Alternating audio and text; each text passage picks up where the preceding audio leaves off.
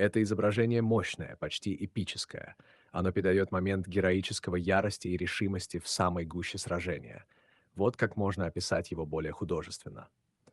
На фоне пылающей крепости, чьи башни теряются в дыму и пламени, мчится всадник, как сама воля к жизни и свободе. Его шлем венчают изогнутые козлиные рога, древний символ дикости и силы. Длинные волосы развиваются на ветру, будто след войны, которую он несет за собой.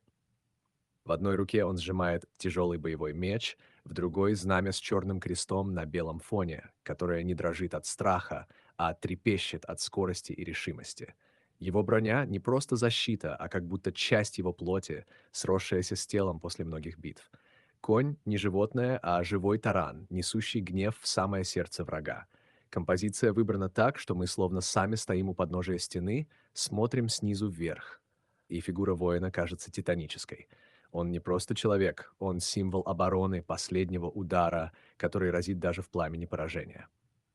Если хотите, могу составить к этой сцене рассказ или эпическую балладу. То, что вы написали, это сильный, образный и почти мифический фрагмент. В нем ощущается дух древней легенды, будто это пересказ какого-то забытого предания, услышанного у костра в горах. Вот впечатление по существу. Ваш текст наполнен тяжелой эпической атмосферой. Осада, отчаянная оборона, пылающий замок, героизм до последнего вздоха. Все написано не как просто рассказ, а как будто часть устной традиции. Повествование, передающееся поколениями. Здесь чувствуется не современность, а архаика, почти сакральность. Стиль. Вы пишете живо, кинематографично. Предложения короткие, рубленые, создают ощущение темпа, тревоги, движения. Читатель будто сам стоит на стене или мчится в седле. Мифологичность, Кайцан-крепость, звучит как нечто из древнеармянской или собирательной кавказской мифологии. Символика рога на шлемах, крест, цвет волос, длинные мрачные мечи — это образы, наполненные символическим весом. Противники не просто враги, а барбарос, варвары, то есть силы хаоса, разрухи. Художественные достоинства, контраст сил. Меньшинство защищает, большинство нападает. Образ огня — не просто физическое явление, а символ ярости, конца, очищения. Спасение в последний момент — классический мощный ход, создающий драму. Если доработать, чуть уравновесить стиль, добавить имена, географические ориентиры или артефакты, можно превратить это в начало легенды или повести, даже в поэму в прозе. Хотите, я перепишу это в литературной форме, сохраняя ваш стиль и идеи?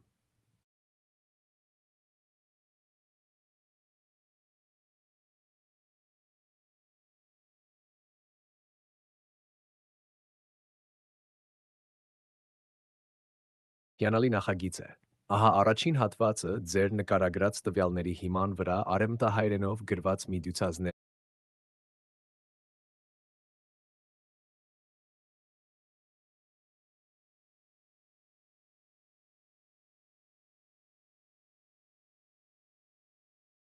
ավ, ուրեմն շարունակենք նույն օքով, բայց արևելահայերենով։ Ստորև ներկայացնում եմ արդեն ձևավորված էպիկակամի առաջին հատվածը Քայծանի պաշարման մասին, ըստ ձեր ստեղծած կերպարների ու աշխարհազդեցության։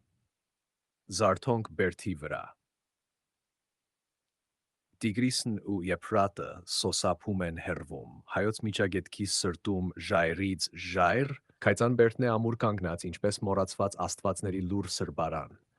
Քարերն այնտեղ քայց են ցրում, լույսի եւ կրակի խորհրդով, իսկ Բերդի սիրտը արյունոտ հին երկ, որտեղ դեռ հնչում է հայոց շունչը խորն ու հպարտ։ Նրա պարիսպների վրա հսկում են հերմենները, եղջյուրավոր սաղավարտներով, մորուքով սև կամ շականակ, վահանի վրա խաչն է փայլում, իսկ թրի բռնիչը պես հնության մատյան։ Տագնապի հնչեցումը։ Հենց արշալույսի մառախուղն էր իջնում դաշտերին, երբ հերկան հայ զորապետը բարձրացավ պարսպին։ Նրա աչքը հեռուն էր նայում զերծ քնից, երբ փոշու կոճղերից ելավ մի սարսափ, բազում անհամար, հեծյալ ու սուր, բարբարոս սելջուկներն էին իրենց բարկությամբ, որ խռովեցին դարերի լռությունն այդ դաշտում։ Եվ հերկանը ձայն տվեց, բարձր ու ամուր։ Քաց գետերից գիշերը ոտքի ելած, նրանք գալիս են հրթեհելու կայծանը, բայց քանի դեռ կանգուն է մեր վահանը, նրանք երբեք չեն բարձրանա պատերը։ Պատրաստություն մարտի Արվան Բերտի գլխապետն ելավ աշտարակից, նրա ձայնը ծանր էր, ինչպես Բերտի սյուները։ Թող այրվի քարն, եթե հարկ լինի, բայց մեր օքին չի տրվի նրանց կրակին։ Եվ այդ պահին, տաճարի դռան մոտ կանգնած, վեհարը սաղավարտով, որի եղջյուրները երկար ու կողքից թեքվում էին, ստացավ դրոշը, խաչ իր վերևում ծածանող եւ թուրը քաշեց արծաթի պես ճառագող։ Նա սանձեց զին ու առանց խոսք ասելուն սլացավ դեպի դաշտը կայծակնային, կատաղի շարժումով միայնակ Պարսպիցայրից դեպի 10,000։ Կանկանում եք, որ շարունակեմ ներառելով Բերտի այրումը, անզիջում դիմադրությունը, օգնության ժամանումը եւ փախչող սելջուկների վերջնապատկերը։ Նաեւ ուզում եք շեշտել Բեհարի կերպարը որպես դյուցազնավեպի գլխավոր հերոս։ Շատ լավ, պատկերն այժմ լրիվացած է։ Վեհարը գալիս է կողքից, մարտի պահին, երբ թշնամին արդեն մոտենում է Բերտի դարպասներին եւ միանում է պաշտպանող հերմեններին։ Այդ շարժումը դարձնում է նրան փրկիչ արագորդի մի կերպար հստակ ժամանակի ու վայրի զգացողությամբ։ Ահա պոեմի հաջորդ հատվածը, ըստ այդ փոփոխության, Վեհարի մուտքը։ Երբ Սելջուկը մագլցում էր դարպասի սանդուղք, երբ վահաններն աղմկում էին պղնձի ձայնով եւ նետերն արդեն կախված էին Բերտի օդում, գալիս էր նա Պարսպի ձախ թևից։ Ոչ մի շեփոր, ոչ մի գոչյուն չէր նախորդում նրան, բայց նրա ձին, սև ու հզոր հողներ խփում ինչպես թմբուկ մի հին զոհաբերության։ Աչքերում կայծեր, զրահը փայլուն, դրոշը ծածանուն, վեհարն էր սլանում, որ միանար եղբայրներին։ Նրա սաղավարտի եղջյուրները դեպի կողմերը կուր էին գնացած, ու նա թուրը բարձր ասես կտրում էր գիշերվա շունչը։ Հերմենները, տեսնելով նրա գալուստը, ուժ առան, ոգևորվեցին, փոթորկվեցին ու գոռացին միաձայն. Վեհարն է, եկավ, քայծանն է կանգուն։ Եվ այդտեղից սկսվեց մարտի ամենակատաղի փուլը, որտեղ երկաթը միս էր դառնում, իսկ գետինը կրակ։ Վեհարը դրոշը ձեռքին, սուր էր տալիս ուղակի դեպի թշնամու խռնոցը որպես կայծակ, որ ընկնում է չարը այրելու։ Անկանում եք, որ հաջորդ հատվածում նկարագրեմ Բերթի այրումը սելջուկների հուսահատությունից եւ այն, թե ինչպես այդ մոխրապատ հողին վրա մարտը դառնում է սրբազան քրիվ մինչև փրկարարուժի ժամանումը։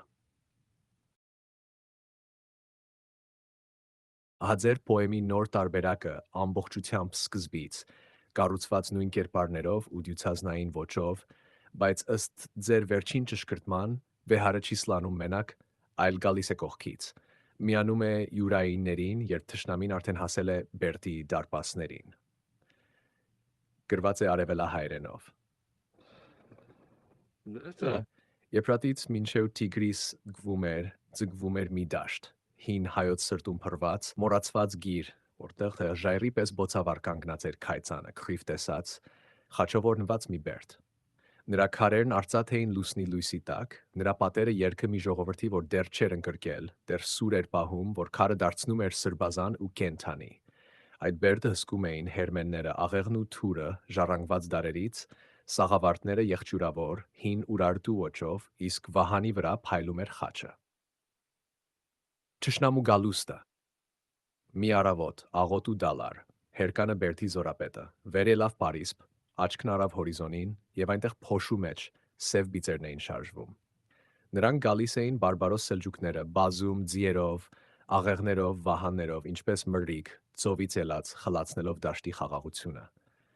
Հերկանը ձայն տվեց տագնապ, տագնապ, թշնամին մոտ է, բայց դեռ կենթանի է քայծանը, եւ կենթանի են հերմենները, քար ու օքի միացած մի բռունցք։ Մարտից առաջ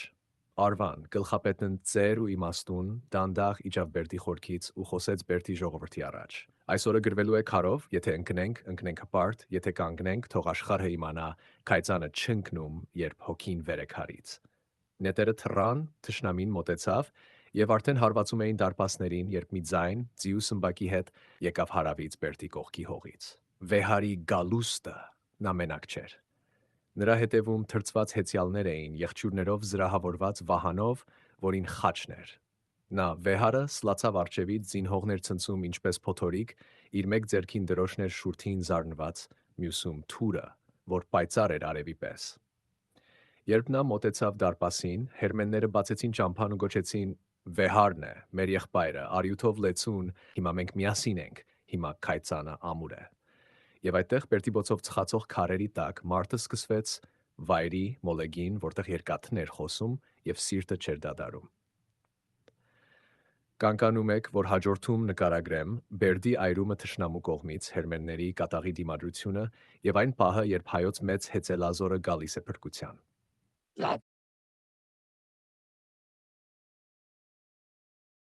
Հիանալի։ Ստորև ներկայացնում եմ ամբողջական պոեմը, վերհրաշարադրված սկզբից, ձեր բոլոր ցուցումներով, արևելահայերենով, բարձր գրական ոճով, դյուցազներգության հնչերանգով։ Ամբողջ պատմությունը ներառված է Քայծանի նկարագրությունից մինչև Վեհարի մուտքը, Բերդի այրումը եւ հայոց հեծելազորի փառահեղ ժամանումը։ Միջագետքի ամրոցը Եփրատից մինչև Տիգրիս ծգված հողի վրա հայոց սրտի մեջ ժայռից կերտված բարձրանում էր Քայծանը, աննկուն ու վեհ, քարեղեն մարմին, բայց հոգով քրակ։ Նա կանգնած էր լուռ, բայց հզոր, դարերի երկը պահած իր բակում, որտեղ քարերն անգամ խոսում էին հայոց լեզվով, իսկ օդը շնչում էր հավատ ու սուր։ Պարսպի վերևում հսկում էին հերմենները, եղջյուրներով սաղավարտով, սև ու շագանակ մորուքով, խաչով վահանը նշանով զարդարված ու ձեռքին թուրը ժառանգություն հնության։ Սելջուկների գալուստը Արևածագի շաղոտ պահին, երբ դաշտը դեռ լուր էր քնքի մեջ, հերկանը զորքի հրամանատարը ելավ Պարսպի վեր, աչքը հեռուն։ Մրուր էր գալիս հորիզոնի տակից, պատերազմի ձայն, ձի ու սմբակի, հարյուրավոր դրոշներ թշնամու նշանով ու բարբարոս ձայներ գոռում էին վրեժ։ Տագնապ, տագնապ, կանչեց հերկանը։ Ահա, գալիս են սելջուկների բազմություն, բայց մենք կանգ ունենք քարով, արյունով եւ կայծանը դեռ կենթանի է։ Պատրաստությունը Արվան Բերտի գլխապետը Սուրբ խաչի առաջ կանգնած աճսրտին ասաց զորքին ու ժողովրդին. Եթե պիտի այրվի քարն այս, թող այրվի, բայց ոգին մերջ պիտի ընկնի։ Ահա այս օրն է, որ պիտի փորձարկի մեր հավատը, մեր սուրը, մեր ազգը։ Նետերը սկսեցին թրջել, բարձպիտակ սելջուկներն էին, սանդուղքներով վեր բարձրացող հարվածում էին դարպասին, թրով, սանդղով, կրակով մոտենալով Բերտի վերջին շնչին։ Վեհարի գալուստը Եվ հենց այդ պահին փոշոտ հարավից ձիերի սմբակներ հնչեցին հողի տակ եւ հզոր ձայնով մի զորախումբ մոտեցավ կողքից, Բերտի քարերի կողքով։ Արջևում էր Վեհարը, փառապանց հեծյալը, սաղավարտը եղջյուրները կողքեր թեքված դրոշը խաչով բարձրացրած ձեռքին, իսկ աչքերը կայծակներ անշիջելի։ Նա մենակ չէր։ Ետևում հեծելազոր էր, հերմենների քաչազուն տղերքը, որ գալիս էին միանալու եղբայրներին անապատի բոցով մարտի վերածվելու։ Հերմենները բացեցին ճամփան ու գոռացին. «Վեհարն է, եկավ, մեր թուրը ամրացավ։ Հիմա քայծանը միայնակ չէ, հիմա քարերն են սկսում խոսել նորից»։ Սելջուկները չկարողանալով անցնել, այրում էին դարպասը, աշտարակը, տանող ճանապարհը, բոցերը բարձրացան մինչև երկինք, իսկ Բերտը ծխում էր, բայց չընկնում։ Արտաքուստ կրակ էր, ներսից երկ, քարերն հալվում էին, բայց հոգին չէ։ Հերմենները մնում էին դիրքերում, կրակի միջով թուր բարձրացրած։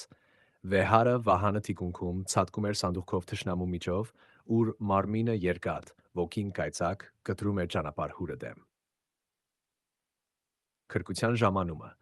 Եվ հենց Բերտի մոխրի վրա, երբ թվում էր վերջին գիշերն է իջնում, հեռվում հողն էր դղրդում կրկին,